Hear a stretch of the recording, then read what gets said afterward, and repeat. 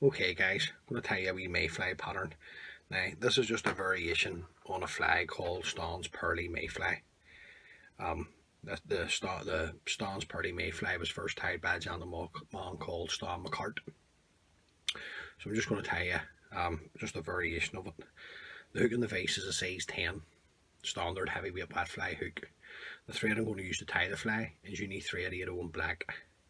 So we're just going to come in and get the thread started behind the eye of the hook. We're just going to run our thread down until we're past the point of the hook. And just come in and remove your waist tag. Just trim it away. Now the tail on the fly, like most mayfly patterns, just cock pheasant fibres. So now don't be taking off 3, take off a good half a dozen or so. You need to compensate for the fibres are weak, but you need to compensate for catching fish. Now I'm just going to tie this on twice the length of the hook over the back. Just come around with a pinching loop. Then I'm going to take my thread turns down, tying in the tail. Okay. Then we'll just come in and we'll trim this to the length of the body, which is there. Now the rib can be anything. It can be oval, silver, tinsel, wire, whatever you like. And I'm just going to use a silver wire, and this is just the ultra wire by UTC in silver. So I'm just going to offer this up to the hook, much the same length as the cut ends of the pheasant tail fibres. Now there's a pearly tag or butt at the back of the fly, and to use that you can use Lurex, mother of pearl Lurex, but I'm just going to use the Mirage tinsel in large. So I'm just going to take a length of this off. Just going to offer this up to the hook. Just pull this in much to the same length, and then just bring your thread turns up. Now you're not going to bring it up half, just about 4 or 5 mil, and then come around with your Opal Mirage tinsel. You're just looking one turn overlapping the other up to meet your thread to there. File it around with your thread, then a couple of turns to secure that in. Now I'm just going to come in and trim this the length of the cock pheasant fibre, and then I'm going to run my thread up, tying this in. Now you don't need to be too fussy. The reason why I've tied it the length, I just want to make sure that the fly lasts and it's well secured in. Now we're just going to bring our thread back down. Now in the original pattern, Staun used natural raffia for the next part of the body. I'm just going to use natural seal's fur. And this is just the Vineyards genuine dispenser box. That's the natural seal's fur there. So I'm just going to take a pinch out. Just going to dub it onto the thread. Always remember taking your dubbing the one way. Just work it the one way. Just give it plenty of stick. You can tighten up once we get it onto the hook. So once you get it on, then you can start to tighten up. You got to leave yourself plenty of room at the front here because you have a wing and 2 hackles to go on. So bring my thread up to the eye and back down. Then you can bring up your rib. You get 4 turns of the silver wire up the body to there, follow it around with your thread, a couple of turns to secure that in, then you can bend and break away the wire. Excuse me. Now I want to bring out some of the dubbing. I'm just going to come in with my Velcro, just pluck some of it out, get this to sit back. Now at this point you want to put on your white cock haggle, just a Chinese white cock haggle. So get a nice haggle off here.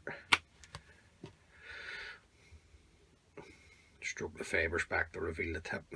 Now what I'm going to do is, because that's going on up here, I'm just going to come in and trim the tip of that cock haggle and leave that wee tag just as a tan-in point. So just offer this up to the hook, tie this in, just come in and just run your scissors up the stem of the haggle, and then you're just looking one turn in front of the other.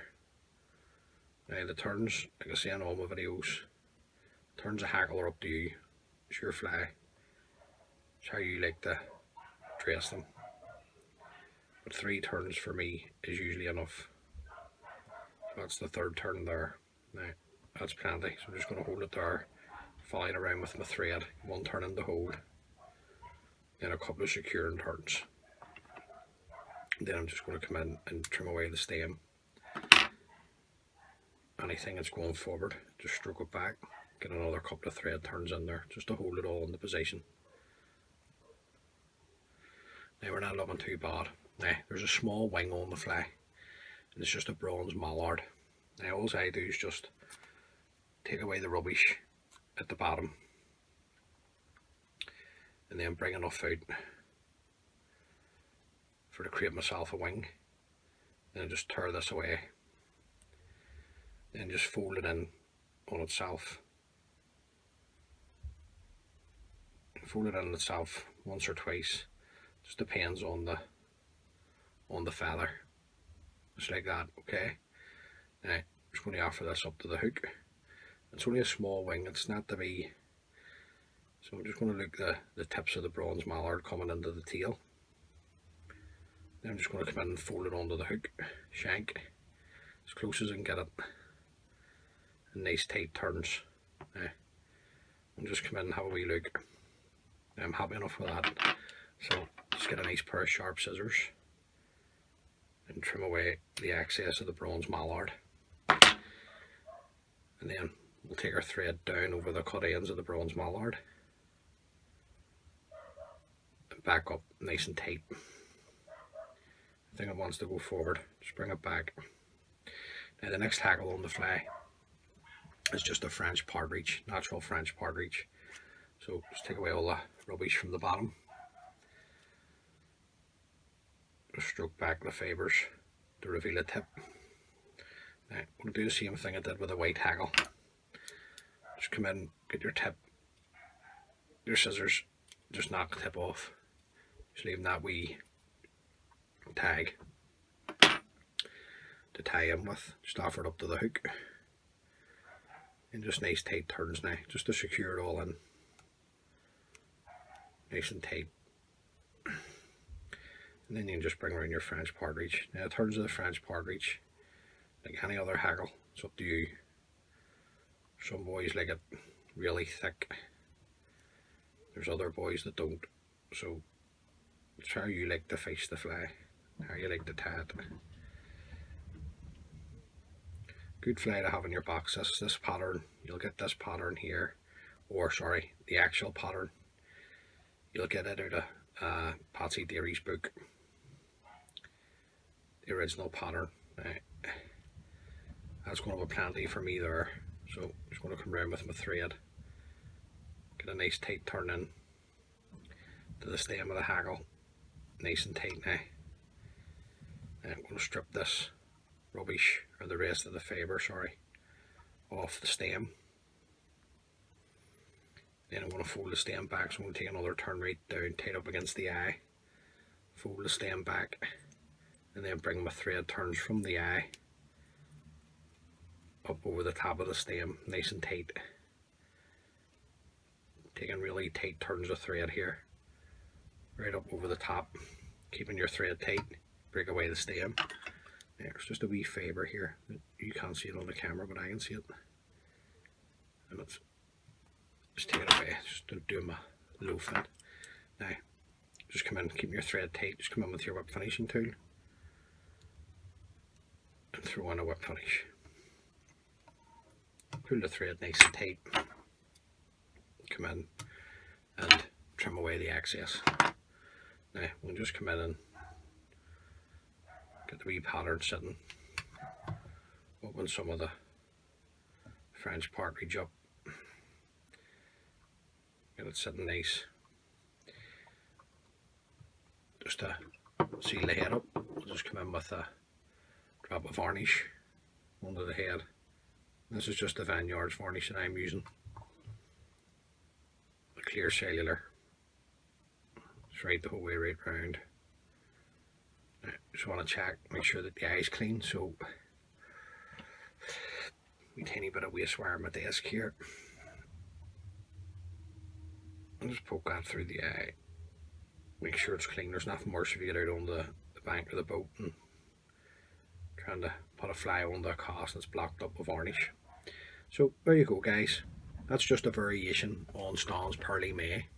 Like I say, if you're into your mayfly fishing, or you're into tan mayflies for folk or whatever you like to do, it's the best buy you'll ever do is to buy Patsy Theory's book on the mayfly patterns. It's a good book to have in your arsenal as a fly tire. So that's just a slight variation on the fly. So tie a few up if you fish the mayfly. Hopefully they can catch you a few fish, and many thanks for watching the video.